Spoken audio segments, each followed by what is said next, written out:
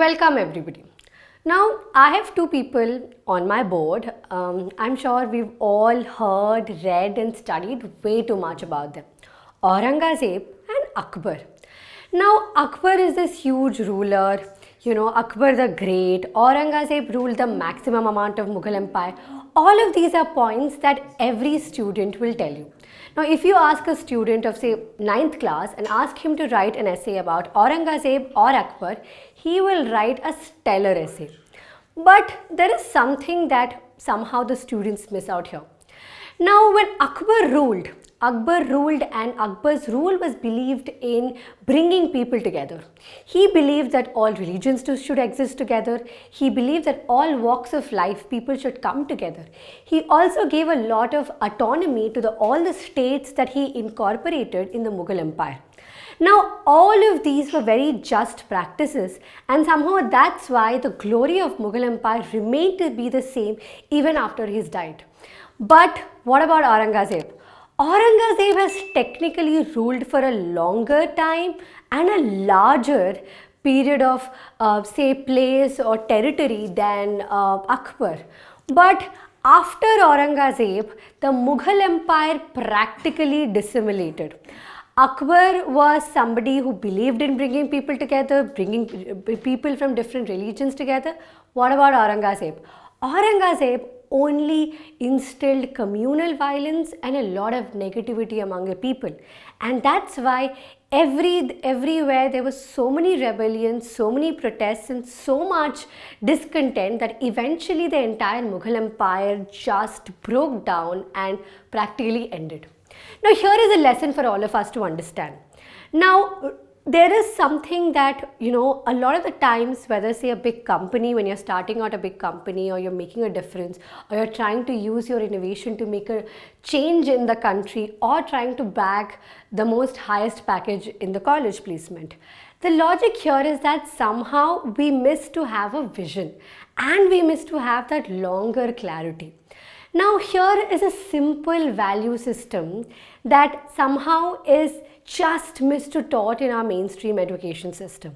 Now, has anybody looked at Akbar and Aurangzeb and told to a child that if you're trying to be an Aurangzeb, you're only asking for the end of your life and also everybody who's dependent on you, and practically you're ending a legacy right there. And if you're trying to be like an Akbar, technically, yes, value system wise, it's a great thing to teach. Come together, bring people together. It's the greatest ideology, the greatest value you can teach your child is that, the value of humanity and compassion and having people come to your cause and be there for your cause.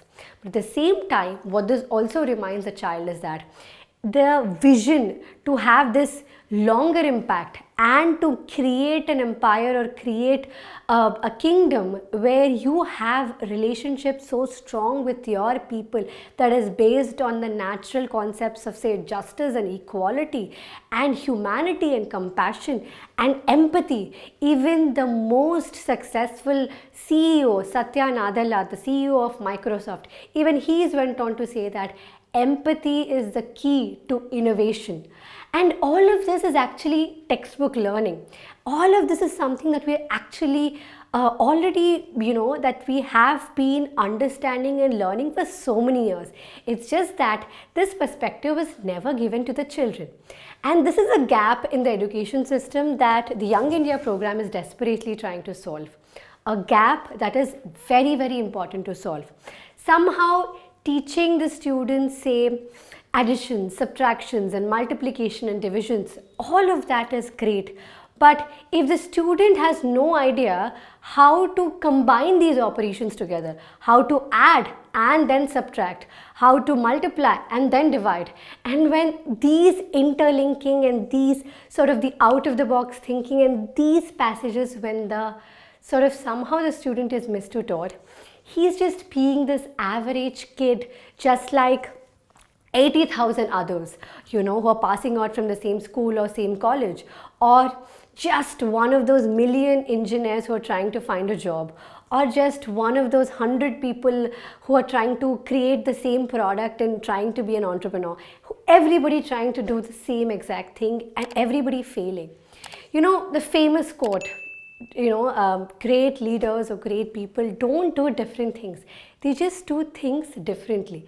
This cliche quote is something that we all listen to all the time. But nah, we're not taught it in that sense.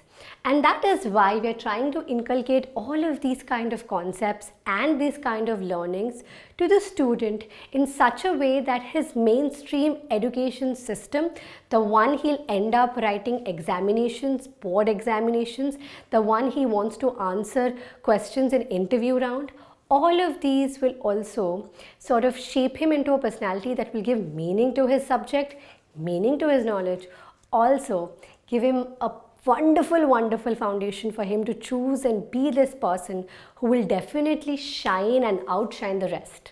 Thank you so much.